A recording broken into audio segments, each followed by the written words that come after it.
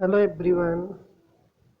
आज का हमारा टॉपिक है free radical, their reaction, mechanism and applications.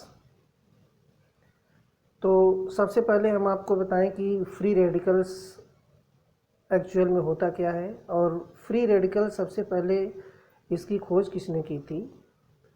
तो फ्री रेडिकल्स की खोज सबसे पहले मोसेस गंबर ने किया था। उन्होंने सबसे पहले फाइंड आउट किया था कि फ्री रेडिकल्स ये टर्शियरी फिनाइल फ्री रेडिकल्स के फॉर्म में इन्होंने आइडेंटिफाई किया था। सो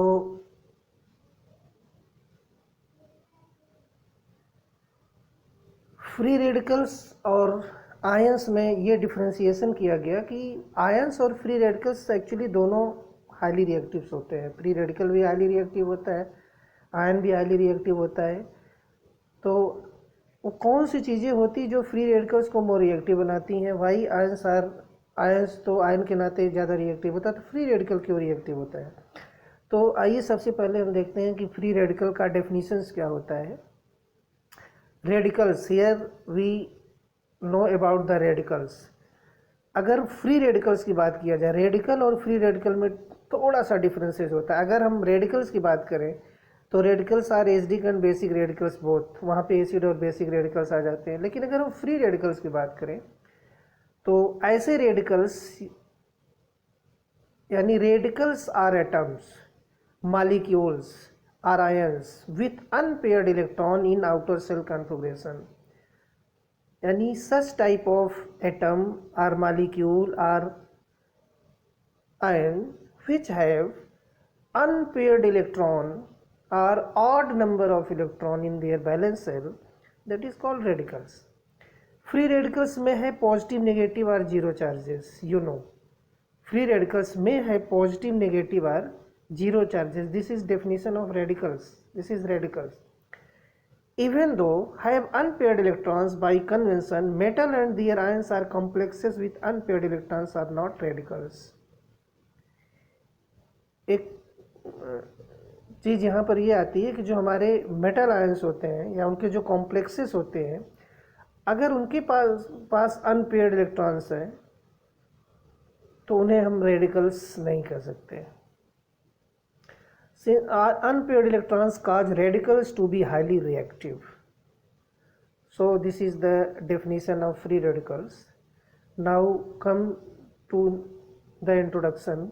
Electron pairing in the outermost orbit indicates stability of the atom। You already know that the atoms having paired electron in their valence shell, either this is 2, 8, 18, 32, then we can say that the atom is in their stable state। To maintain stability, each electron in the outer orbit must be paired with another electron। So for suppose that some atoms having only one electrons or two electrons or three electrons in their valence shell, they want to react with another atom to complete their octet or to stabilize itself। तो इस तरह के जो हमारे atoms होते हैं, अगर जिनके आउटर मोस्ट सेल में एक इलेक्ट्रॉन है, दो इलेक्ट्रॉन है, तीन है, या मान लीजिए 7 इलेक्ट्रॉन है, तो ये क्या करता है, ये अपने आप को स्टेबलाइज करने के लिए दूसरे एटम से क्या करता है, शेयरिंग करता है। शेयरिंग प्रोसेस के थ्रू, बॉन्ड फॉर्मेशन के थ्रू अपने आप को स्टेबलाइज कर लेता है। So in this case what happen for free radicals? A free radical is simply an atom with one or more unpaired electron in its outer orbit। Here you see that there are only one electron in the first case, and the second case there are two electrons, but these two electrons are not paired, so this is the free radicals। In this case here you see that there are two electrons, two electrons, two electrons. इन cases में आप देखिए कि इसमें जो है outer most shell में 2, 2, 4, 2, 6 इसमें है, और इसका 2, 2, 4, 2, 6 इसमें, तो यहाँ पर इनके बीच में बाइंड अप हो जा रहा है। इसलिए ये जो है they are not free radical. What happens when free radical bond? Since we know that free radicals is highly reactive, and when weak bond is break, a free radical may be formed by the homolysis process. It is formed by the homolysis process. There are different types of formations of free radicals. I will explain in detail later on. In normal circumstances, the body provides endogenous substances. This is the related with the we can say that biological free radicals. Free radicals is also related with the biological free radicals. So here there are near about 1000 to 3000 free radicals are available in our body. Now we come the generation of free radical as oxygen behave as a free radical. Probably the most well known free radical, oxygen, is the basis for development of most free radicals in the body. So all these radicals are related with enzyme reactions which are taken place in our body. They are related with the internal part. So during metabolism process, the oxygen molecule splits and energy is released, To regain stability, the free single oxygen atom seek out from other available sources. This may result in a bond with dangerous properties. If oxygen accepts one electron, it becomes superoxide anion radical. If oxygen accepts two electrons, it produces peroxide. Although the superoxide radical is not very powerful, it can easily donate an electron to a nearby iron atom to produce the hydroxyl radical. One of the most potent biological free radical, this is the hydroxyl radical OH star, can react with almost any molecule to cause oxidative stress and damage. These oxygen free radicals also are called reactive oxygen species, ROS. तो इस तरह से जो oxygen generate होता है हमारे body में as a free radical, वो बहुत ही इम्पॉर्टेंट रोल प्ले करता है for the preparation of disintegration of formation of tissues, और फॉर एंजाइम एक्शंस, और for DNA and so on. So the radicals are believed to be involved in the degenerative disease and cancers. This is also related with. Free radicals play an important role in combustion, atmospheric chemistry, polymerization, plasma chemistry, biochemistry, and many other chemical processes including human physiology and so on. So now come to organic chemistry point of view. What type of free radicals are involved in the reactions and which type of reaction that gives? This is substitution reactions, or additions reaction, or elimination reaction, or rearrangement reaction, and so on. So now I will explain one by one in detail. First of all, I will explain about how free radical is generated in the form of carbon ion, or in the form of carbon free radical, or halogen free radical, or heteroatom free radical, or so on. तो actually इसके fission में देखा जाए तो जो fission होता है generally bond का, तो बॉन्ड का फिशन ड्यूरिंग द रिएक्शन ये दो तरीके से होता है. पहले में बॉन्ड का फिशन इस तरह से होता है कि जो, जैसे कि एग्जांपल आपको हम दिखाएं, जैसे एक जनरल एग्जांपल है ए और बी. मान लीजिए ये बॉन्ड है मेरा, एक कोई मालिक्यूल है, ये सिंगल बॉन्ड है, ए और बी ये मालिक्यूल है. अब जब ये suppose this is type of reactant, when it involve in the reaction, then it converted into another product. What happened in AB? First of all, the bond is a force of attraction between two atom or molecule which is created by the sharing of electrons. You know that when two electrons are shared, then there is formation of bond takes place. Suppose that if this bond breaking takes place in such a way that both the electrons are distributed to each atom A and B equally. A gets its one electron and B also gets its one electron. Then there is formation of free radical. This type of breaking is called homolysis. Homo means same, lysis means fission, same fission, इस तरह का equal fission जिसे कहा जाता है। दूसरा fission इसका इस तरह से हो सकता है कि suppose that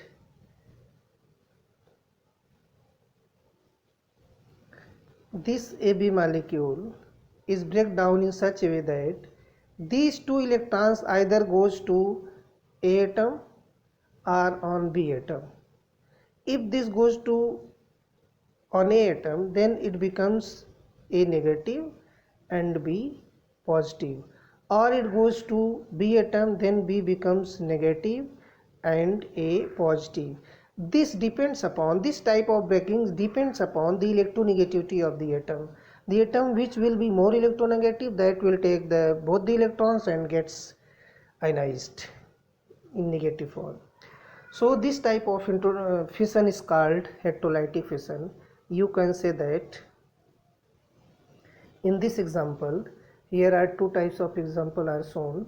In first example, in the above case, you see that this Rx is break down in such a way that both the electrons goes to R and X becomes positive. In this case, both electron goes to X, R becomes positive.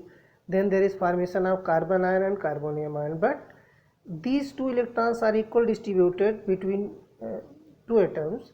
Then R becomes free radical, X becomes free radical here. So there are two fissions involved. Heterolytic fission only possible in solution. Homolytic fission ये gas phase में होता है। Homolytic fission जो होता है वो gaseous phase में होता है। यहाँ पर एग्जांपल दिखा गया जैसे HCl का, तो वाटर के साथ आप देख सकते हैं कि यहाँ पे H+ और Cl- का फॉर्मेशन होता है, और फिर वाटर इंक्लूड होता है तो H3O+ और Cl- हाइड्रोनियम आयन और क्लोराइड आयन बन जाता है। लेकिन होमोलाइटिक फिशन में क्या होता है, हाइड्रोजन फ्री रेडिकल और क्लोरीन फ्री रेडिकल का फॉर्मेशन होता है। Each acquire 1 electrons in itself. Now comes to the radical formation or initiation. How radicals are formed? So they are formed either by thermolysis or by photolysis. There are two methods, one thermally or photochemically. दो तरह से इनमें formation होता है free radical का। Light is good energy source, red light specially, blue light and ultraviolet light. Here light जो होती है स्पेशली गुड सोर्स होती है। So ultraviolet light will therefore decompose many organic molecules. So this is the red and blue light. You can say that visible lights are used for photosynthesis. Here you see that some molecules, chlorine molecule, bromine molecule and iodine molecules, which gets energy and is converted into their free radicals because both have the same electronegativity. Both atoms have the same electronegativity. तो free radical का formation वहाँ पर ज़्यादातर देखा गया है कि जहाँ पर दोनों एटम्स के बीच, मॉलिक्यूल के जो दोनों एटम्स हैं उनके बीच में जो इलेक्ट्रोनेगेटिविटी डिफरेंस है वो बहुत ही कम होता है, और इलेक्ट्रोनेगेटिविटी डिफरेंस अगर ज़्यादा होता है तो वहाँ हेटेरोलाइटिक फिशन देखा जाता है। तो इस तरह से इस रिएक्शन से कुछ इंपॉर्टेंट पॉइंट्स निकल करके आते हैं कि free radical reaction occurs widely in gaseous phase but may also occur in non polar solvent. ज़्यादातर ये गैसियस फेजेस में होता है, लेकिन कुछ जगहों पर यह नॉन पोलर सॉल्वेंट्स की उपस्थिति में भी होता है। Radicals once form produce chain reaction. एक बार जब रेडिकल का फॉर्मेशन हो जाता है तो उनमें चेन आपस में बनते चला जाता है। एक बार फ्री रेडिकल बना तो दूसरे को तोड़ा, फिर बना तीसरे को तोड़ा, और इस तरह से प्रोपागेट होते चला जाता है। Hence free radical reaction process consist of initiation, propagation and termination. इस तरह से वो 3 स्टेप्स जो है गेन करता है, इसे मैं आगे बताऊंगा। And produced largely as reaction intermediates. चूँकि अब आप जानते हैं कि जब चेन में कई फ्री रेडिकल बनेंगे तो ओवरऑल रिएक्शंस में लार्ज नंबर ऑफ इंटरमीडिएट का फॉर्मेशन होता है। तो जो आप आयनिक रिएक्शंस देखे होंगे तो उसमें मैक्सिमम एक इंटरमीडिएट या दो, या बहुत मैक्सिमम हुआ तो 3 इंटरमीडिएट का फॉर्मेशन होता है, बट रेयरली, लेकिन एटलीस्ट 1 होता है। Most of the radicals are short life but some have long life, यानी जो रेडिकल्स फॉर्मेशन होते हैं उनकी जो हाफ लाइफ होती है वो 2 तरह की होती है। कुछ तो ओवरऑल ड्यूरिंग द प्रोसेस जब तक रिएक्शंस होता रहता है तब तक वो बने रहते हैं, कुछ जो है कुछ क्षण के लिए बनते हैं और तुरंत जो है डिस्ट्रॉय हो जाते हैं। तो इस तरह से हमारे बहुत सारे स्टेबल और अनस्टेबल फ्री रेडिकल्स हैं। तो इस तरह से उनके बेस पे कहा जाए तो there are some stable free radical. जो स्टेबल फ्री रेडिकल्स होता है ये जनरली एंजाइमेटिक रिएक्शंस में बनता है, इन बायोलॉजिकल रिएक्शंस में बनता है और during the formation of oxygen free radical. The prime example of stable radical is molecular oxygen. Organic radicals can be long lived if they occur in conjugated pi system, for example vitamin E. तो आपको पता है कि vitamin E हमारे body के लिए एक बहुत ही अत्यंत आवश्यक जो है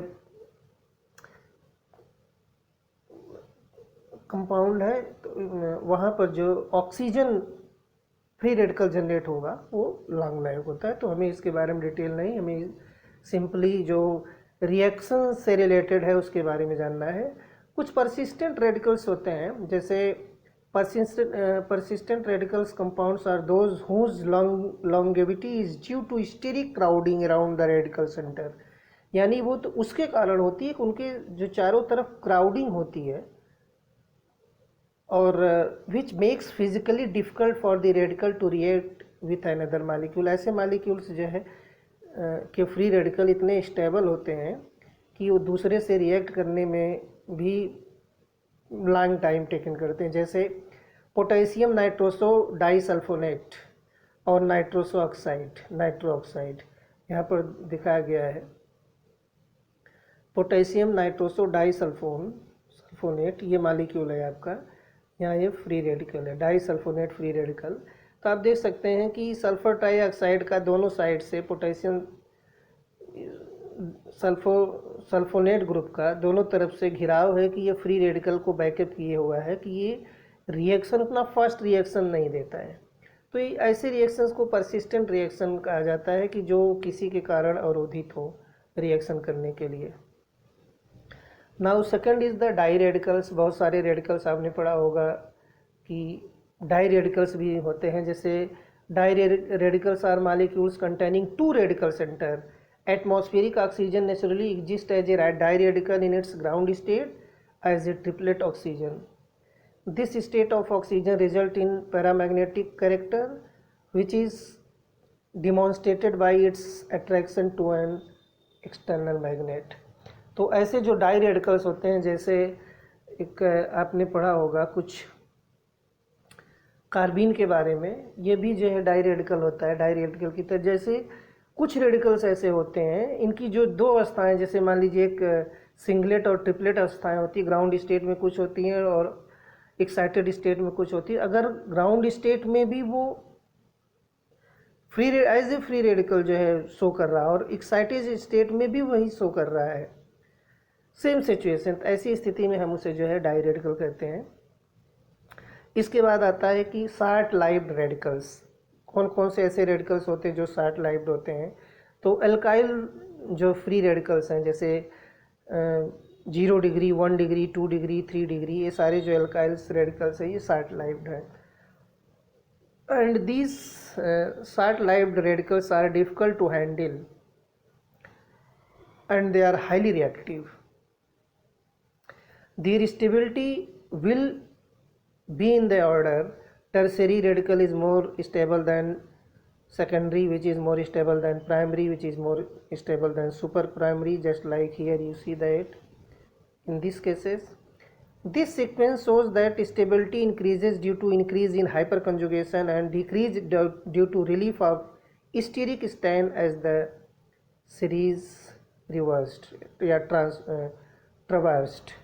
That means कि जैसे ये हमारा टर्शरी फ्री रेडिकल है तो इनके बीच में हाइपर कंजुगेशन क्रिएट हो जाता है एक तरह से। तो स्टेबलाइजेशन हो जाता है, तो इसीलिए ज़्यादा स्टेबल हो जाते हैं। रेडिकल्स फॉर फॉर्मिंग एलाइलिक और benzylic are more stable through delocalisation of pi electrons. यानी बहुत सारे ऐसे रेडिकल्स होते हैं कि जैसे यहाँ पे देखिए एलाइलिक रेडिकल दिखाया गया है, एलाइलिक रेडिकल, या फिर जैसे बेंजाइलिक रेडिकल होता है कुछ इस तरह से। यहाँ हुआ, ये हो गया CH2 फ्री रेडिकल।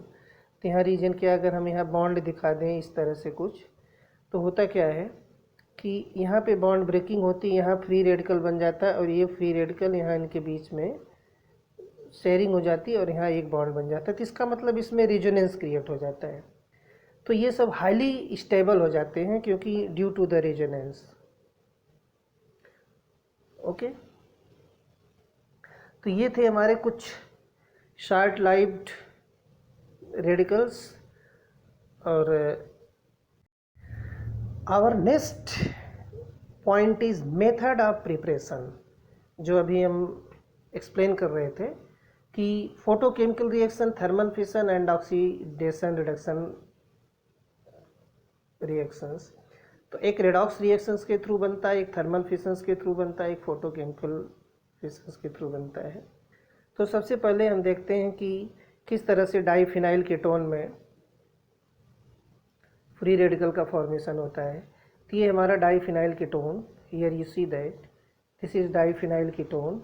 और यहाँ पे जब अल्ट्रावायलेट लाइट पास कराई जाती है, ये जो कार्बन और ऑक्सीजन का इलेक्ट्रॉन है सिंगल बॉन्ड, ये ब्रेक हो जाता है, एक कार्बन अपना ले लेता है और ऑक्सीजन अपना ले लेता है। यहाँ पे देखिए ब्रेकिंग प्रोसेस दिखाया गया है और इस तरह से यहाँ फॉर्मेशन हो जाता है। Here benzpinacol, there is formation of, simply this is the last product, but here we see that there is formation of biradical first of all। तो जो हम अभी बाई रेडिकल की बात कर रहे थे, यहाँ आप देख सकते हैं कार्बन भी फ्री रेडिकल है और ऑक्सीजन भी फ्री रेडिकल है। यहाँ पर देखिए यहाँ भी फ्री रेडिकल है और यहाँ भी फ्री रेडिकल है। इस केस में दोनों केसेस में फ्री रेडिकल है, by radical. What happened here कि अब इस केस में होता क्या है कि हाइड्रोजन का एब्स्ट्रैक्शंस होता है, हाइड्रोजन जो है एब्स्ट्रैक्ट होता है और जैसे ही हाइड्रोजन एब्स्ट्रैक्ट होता है यहाँ बनता है बेंज हाइड्रॉल का फॉर्मेशन हो जाता है यहाँ पे। और ये तो प्रिपरेशन हो गया। Simply we have to see only formation of free radical. तो यहाँ आपने देखा कि फिनाइल कीटोन को जैसे ही अल्ट्रावायलेट रेडिएशन दिया गया, ये जो है डिसइंटीग्रेट हो जाता है, फ्री रेडिकल का फॉर्मेशन करता है। और यहाँ पर अगेन आप देख सकते हैं कि बेंजोहाइड्रॉल जो है अगेन यहाँ फ्री रेडिकल फॉर्मेशन करता है और जो फाइनली बेंजीपिनेकॉल में कन्वर्ट हो जाता है। तो this is an important reaction related with the formation of free radical. दूसरा हमारा formation of free radical from peroxides. अब आप यहाँ देख सकते हैं कि जो पेरोक्साइड बॉन्ड है वो थोड़ा सा ऑक्साइड बॉन्ड से वीकर होता है। पेरोक्साइड बॉन्ड होता क्या है, ऑक्सीजन के बीच में जब सिंगल बॉन्ड हो तो ये हमारा कोई एल्काइल पेरोक्साइड हो सकता है या एराइल पेरोक्साइड हो सकता है, दोनों में से कुछ भी हो सकता है। तो यहाँ देख सकते हैं कि ऑक्सीजन के बीच में सिंगल बॉन्ड ब्रेक होगा, ऑक्सीजन अपना इलेक्ट्रॉन ले लेता है, यहाँ अपना इलेक्ट्रॉन ले लेता है। तो चाहे ये एल्काइल ऑक्साइड या हाइड्रोजन पेरोक्साइड में भी जनरली ये रिएक्शंस होता है, जैसे OH है, यहाँ इनके बीच में रिडक्शन होगा, यहाँ हाइड्रोक्सिल फ्री रेडिकल का फॉर्मेशन हो जाता है। तो इस तरह से पेरोक्साइड से जब अल्ट्रावायलेट लाइट यहाँ पास करते हैं तो फ्री रेडिकल का फॉर्मेशन होता है। अगला हमारा है कि थर्मली कैसे फ्री रेडिकल का फॉर्मेशन होता है। तो यहाँ पे एग्जांपल दिया गया है टेट्रामिथाइल लेड का, जिसको हीट किया जाता है। तो यहाँ से आप देख सकते हैं कि मिथाइल 4 रेडिकल ये अलग हो जाता है और फिर लेड अलग हो जाता है। और यही दूसरा फार्मेशन ऑफ ग्रिग्नॉड रिएजेंट में आप देख सकते हैं कि जब एराइल हैलाइड का मैग्नीशियम से रिएक्शन कराते हैं तो एराइल और हैलाइड सबसे पहले फ्री रेडिकल में डिसइंटीग्रेट होता है। इसे जब हीट किया जाता है तो यहाँ सबसे पहले ये यहाँ हीट करते हैं तो यहाँ देखिए ये फ्री रेडिकल में टूटता है। इसके बाद जो है दोनों के बीच में आपस में जो है कम्बिनेशन होता है और फिर फॉर्मेशन हो जाता है ग्रिग्नॉड रिएजेंट का। अगला रिएक्शंस है फ्री रेडिकल फॉर्मेशन का, जैसे oxidation, reduction, electron transfer process होता है। इस केसेस में आप देख सकते हैं कि जैसे मान लीजिए कोल्बे रिएक्शन में स्पेशली ये ऐसा होता है। तो इसमें होता क्या है, जैसे मान लीजिए हमारा कार्बोक्सिलेट आयन है COO माइनस, तो माइनस के पास आप जानते हैं कि 2 इलेक्ट्रॉन होता है, तो 1 इलेक्ट्रॉन यहाँ से रिलीज़ हो जाता है, इलेक्ट्रॉन निकलना ऑक्सीडेशन होता है। तो ये किस में कन्वर्ट हो जाता है, फ्री रेडिकल में, यहाँ पे इसका कन्वर्जन हो जाता है। और यही फ्री रेडिकल जब इस ऑक्सीजन के फ्री रेडिकल से यहाँ जुड़ जाता है तो ये ऑक्सीजन आपका फ्री रेडिकल बना लेता है। ओके, तो ये तो हो गया इसका रेजोनेटिंग स्ट्रक्चर। लेकिन इसमें होता क्या है, जनरली कार्बोक्सिलेट आयन RCO हम फ्री रेडिकल दिखा रहे हैं, 1 इलेक्ट्रॉन निकल चुका है, यहाँ हुआ डबल बॉन्ड। अब देखिए यहाँ होमोलाइसिस हुई, ये इलेक्ट्रॉन इस इलेक्ट्रॉन से शेयरिंग किया और ये इलेक्ट्रॉन R के ऊपर आ गया, तो R क्या हो जाता है, फ्री रेडिकल, और यहाँ से क्या निकल जाता है, CO2। तो इस तरह से 2 मॉलिक्यूल अगर लिया जाए तो 2R फ्री रेडिकल और दोनों में कम्बिनेशन हो जाता है, तो यहाँ पर एल्केन का फॉर्मेशन हो जाता है। नेक्स्ट प्रोसेस है हमारा सिंगल इलेक्ट्रॉन ट्रांसफ़र रिएक्शन के थ्रू, सिंगल इलेक्ट्रॉन ट्रांसफ़र जिसे सेट कहा जाता है। सिंगल इलेक्ट्रॉन ट्रांसफ़र से कैसे जो है फ्री रेडिकल का फॉर्मेशन होता है, तो जनरली ये देखा जाए कि सिंगल इलेक्ट्रॉन ट्रांसफ़र से यहाँ पर अल्काइल हैलाइड लिया गया है, अल्काइल हैलाइड आर यूज्ड, और इस अल्काइल हैलाइड को यहाँ पर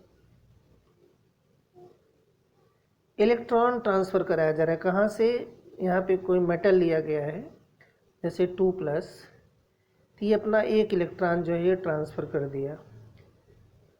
तो ट्रांसफ़र किया तो यहाँ पर आप देख सकते हैं कि RX फ्री हुआ, और यहाँ पे होता क्या है, ये नेगेटिव है, फिर यहाँ ये टूट करके X जो है माइनस हो जाता है और फ्री रेडिकल का फॉर्मेशन हो जाता है। अगला इसका फॉर्मेशन है फेंटॉन्स रिएक्शन में। आप देख सकते हैं कि फेंटॉन रिएजेंट जो होता है, this is the mixture of iron and H2O2 hydrogen peroxide का। तो यहाँ पे जो हाइड्रोजन पेरोक्साइड है आप देख सकते हैं ये सिंगल सेट रिएक्शन के थ्रू इसमें होता है। तो सबसे पहले आयरन यहाँ जो है देखिए ऑक्सीडाइज्ड हो जाता है Fe3+ में, तो Fe3+ में होता है, तो यहाँ से ये एक सिंगल इलेक्ट्रॉन क्या करता है, यहाँ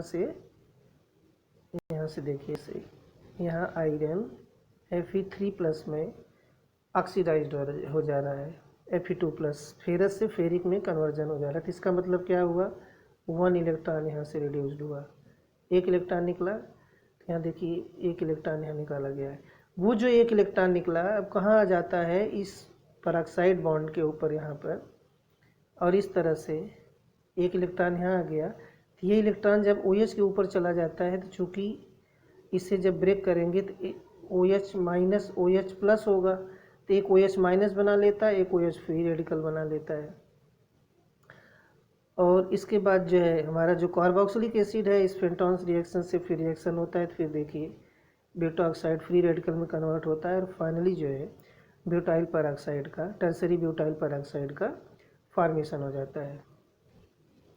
तो इस तरह से ओवरऑल रिएक्शंस में देखा गया कि जो फ्री रेडिकल का फॉर्मेशन होता है मेनली 2 तरह से होता है, और इसमें जनरली आपने देखा कि सिंपली थर्मल, फोटोकेमिकल एंड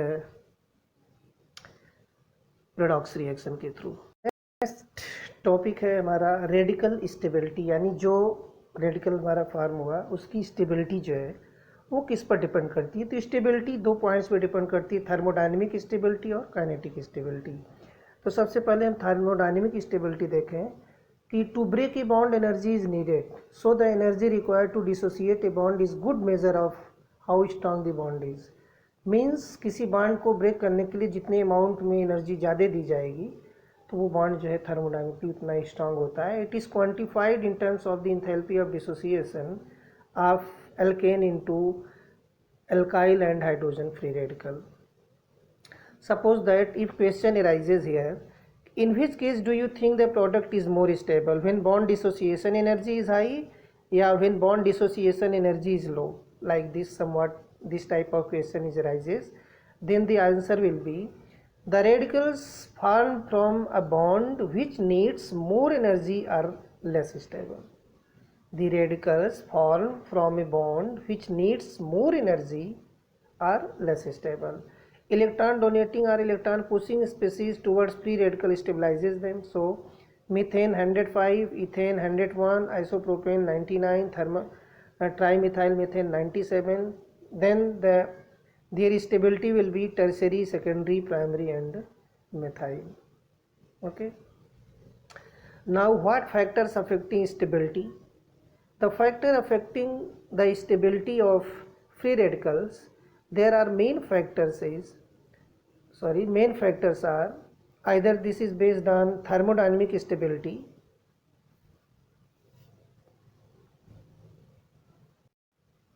अगर थर्मोडायनेमिक स्टेबिलिटी के पॉइंट ऑफ व्यू से देखा जाए तो जो फैक्टर्स हैं फ्री रेडिकल को प्रभावित करते हैं, उसके स्टेबिलिटी को प्रभावित करते हैं, वो है conjugation, hybridisation, hyperconjugation and captodative effects. तो यहाँ पर वन बाय वन हम एक्सप्लेन करेंगे कि किस तरह से कंजुगेशन जो है वो स्टेबिलिटी को प्रभावित करता है। तो सिंपली अगर देखा जाए तो कंजुगेटेड सिस्टम वो सिस्टम होता है जिसमें इसको हम कई तरह से जनरेट कर सकते हैं कंजुगेटेड सिस्टम को। स्पेशली ये देखा जाता है कि अगर pi bond alternately sigma bond के साथ जुड़ा हुआ है तो सिस्टम हमारा कंजुगेटेड होता है। जैसे pi bond, sigma bond, pi bond, such as double bond, single bond and double bond, just like this, double, single, double. अगर इस तरह से हमारा सिस्टम है तो हम कहते हैं कि ये सिस्टम हमारा कंजुगेटेड सिस्टम है। एक अदर वे में भी कंजुगेशन होता है कि जनरली देखा जाए तो मेन आपका यही होता है पाई बॉन्ड सिस्टम, लेकिन यहाँ पर अगर देखा जाए जैसे मान लीजिए पाई बॉन्ड कंजुगेटेड विथ, तो पाई बॉन्ड का कंजुगेशन देखा जाता है। जैसे pi bond this is conjugated with lone pair, अगर यहाँ लोन पेयर मॉलिक्यूल के साथ दिखा दिया जाए तो एक तरह से ये भी देखा जाता है कि pi bond single bond lone pair, तो ये भी कहा जाता है कि मॉलिक्यूल हमारा कंजुगेटेड है। दूसरा इसका वे होता है pi bond is conjugated with vacant P orbital, यानी ए प्लस, सपोज दैट उसके पास इलेक्ट्रॉन ही नहीं, वैकेंट पी ऑर्बिटल है, तो इनके बीच में देखिए कंजुगेशन है। ऐसी स्थिति में क्या होगा, इलेक्ट्रॉनिक डिलोकलाइजेशन हो जाता है, ये यहाँ से इधर होगा, ये बॉन्ड इधर आएगा, तो इसमें भी जो है कंजुगेशन देखा जाता है। तो totally conjugation is the property of resonance, जहाँ भी कंजुगेशन होगा वहाँ रेजोनेंस होगा। Resonance is also called mesomerism, resonance effect is also called mesomerism, इसे मेसोमेरिज्म भी कहा जाता है। अब यहाँ आप देख सकते हैं जैसे यहाँ पर इस केस में एलाइलिक फ्री रेडिकल दिया गया है, तब यहाँ पर होगा क्या, आप दोनों में फ्री रेडिकल का पोजीशन देख सकते हैं कि ये डबल बॉन्ड यानी ये बॉन्ड इधर शिफ्ट हो गया, यहाँ पर ये फ्री रेडिकल हो गया। बेंजाइल फ्री रेडिकल में देख सकते हैं कि इनके बीच में जो है रेजोनेंस के थ्रू स्टेबिलिटी क्रिएट हो रही है ड्यू टू द रेजोनेंस, तो ये किसके कारण हो रही है, due to conjugation. Next one is the allylic position, here you seen that, and this is the benzylic position. तो इस तरह से कंजुगेशन जो है वो स्टेबिलिटी को प्रभावित कर देता है, यानी जो भी हमारा फ्री रेडिकल होगा अगर वहाँ पे कंजुगेशन है तो वो स्टेबलाइज हो जाएगा। दूसरा केसेज आता है हाइब्रिडाइजेशन।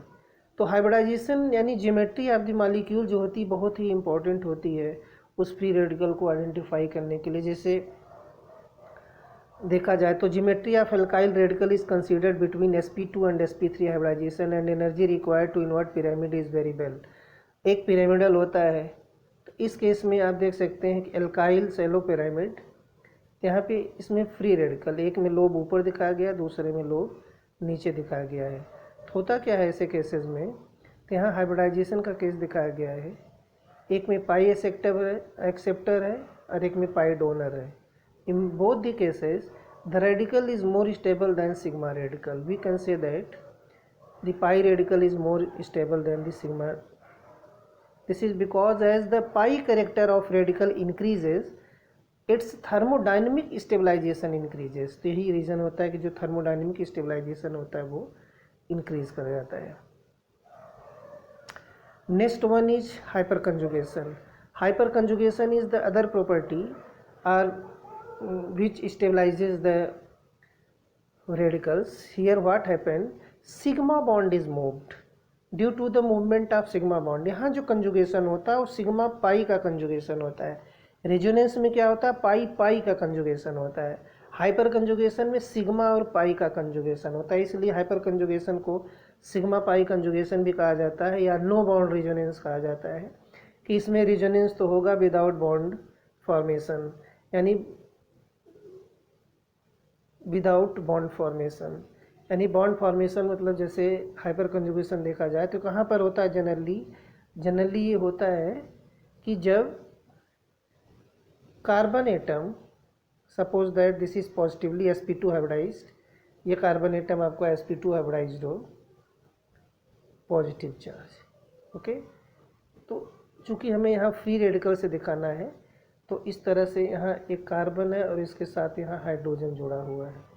ओके, तो हमें यहाँ फ्री रेडिकल दिखाना है, सॉरी, कार्बन फ्री रेडिकल और इससे एक कार्बन जुड़ा है और यहाँ पर हाइड्रोजन जुड़ा है. तो होता क्या है, जब इस CC बॉन्ड से यहाँ कार्बन जुड़ा हो तो ये कार्बन ये क्या करता है, अपने इस इलेक्ट्रॉन को टेकअप कर लेता है और यहाँ से इनके बीच में यहाँ बॉन्ड फॉर्मेशन हो जाता है और यहाँ हाइड्रोजन क्या हो जाता है? Free radical. तो हाइड्रोजन अपनी जगह पे ही रहता है और इनके बीच में देखिए C double bond C formation हो गया और इस तरह से ये फ्री रेडिकल स्टेबलाइज हो जाता है. किसके थ्रू हो रहा है? देखा जाए तो this is the sigma bond के थ्रू हो रहा है, पाई बॉन्ड का. दूसरा हाइपर कंजुगेटिव केस होता है कि जब कहीं पर C डबल बॉन्ड हो, ऐसे C डबल बॉन्ड C, ये देखिए पाई बॉन्ड है. पाई बॉन्ड कैसे बनता है? इस तरह से साइड वाइज ओवरलैपिंग से, और यहाँ पे हाइड्रोजन जुड़ा हो तो होता क्या है, इस यहाँ पर इस डबली बॉन्डेड कार्बन से यहाँ कोई अल्काइल ग्रुप CH बॉन्ड जुड़ा हो तो यहाँ देखिए ये बॉन्ड यहाँ आया, ये इलेक्ट्रॉन यहाँ चला जाता है तो इनके बीच में डबल बॉन्ड हो जाता है और ये निगेटिव फॉर्मेशन कर लेता है और हाइड्रोजन जो है प्लस हो जाता है. तो इस तरह से हाइपर कंजुगेशन रेडिकल और आयन में स्पेशली देखा जाता है. ये आप यहाँ देख सकते हैं कि रेडिकल में हाइपर कंजुगेशन कैसे होता है कि यहाँ पर एक फ्री रेडिकल दिखाया गया है, इथाइल फ्री रेडिकल, और यहाँ पर कार्बन हाइड्रोजन बॉन्ड ब्रेक होकर के कार्बन कार्बन के बीच में आप देख सकते हैं बॉन्ड फॉर्मेशन हुआ, हाइड्रोजन फ्री रेडिकल हुआ. This reaction is the thermodynamically stabilised like this. अगला जो ऐसे बहुत सारे एग्जांपल्स हैं कि जिसमें जो है, तो यहाँ आप देख सकते हैं कि किसी में 3, किसी में 6, किसी में 9 हाइपर कंजुगेटिव स्ट्रक्चर्स का फॉर्मेशन होता है.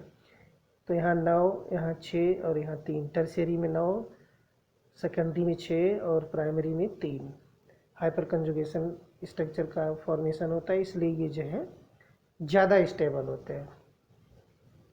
लास्ट वन है हमारा कैप्टोडेटिव इफेक्ट. और ये कैप्टोडेटिव इफेक्ट जो होता है ये this is the effect on the stability of carbon centre radical that is determined by the combined action of captor, यानी electron withdrawing and dative electron donating substituent both attach to the radical centre. ये captodative ये ऐसा effect होता है जहाँ पे electron का donation यानी और विड्रॉइंग दोनों एक साथ होता है. ये इफेक्ट ज़्यादातर इसमें देखा जाता है. नेक्स्ट वन है हमारा काइनेटिक स्टेबिलिटी. तो काइनेटिक स्टेबिलिटी जो होती है बहुत ही, ये methyl radical is less stable as compare to triphenyl methyl radical. तो यही है हमारा ट्राईफिनाइल मिथाइल रेडिकल जिसे गॉम्बर्ग ने सबसे पहले जो है आइडेंटिफाई किया था और यही पहला फ्री रेडिकल है जो उनके द्वारा दिया गया था. तो इसमें स्टीरिक इफेक्ट जो है वो राइजेज होता है ड्यू टू रेजोनेंस और इसके कारण इसको जो है ज़्यादा स्टेबल बना देता है. तो so there are so many types of effect which govern the stability of the free radical.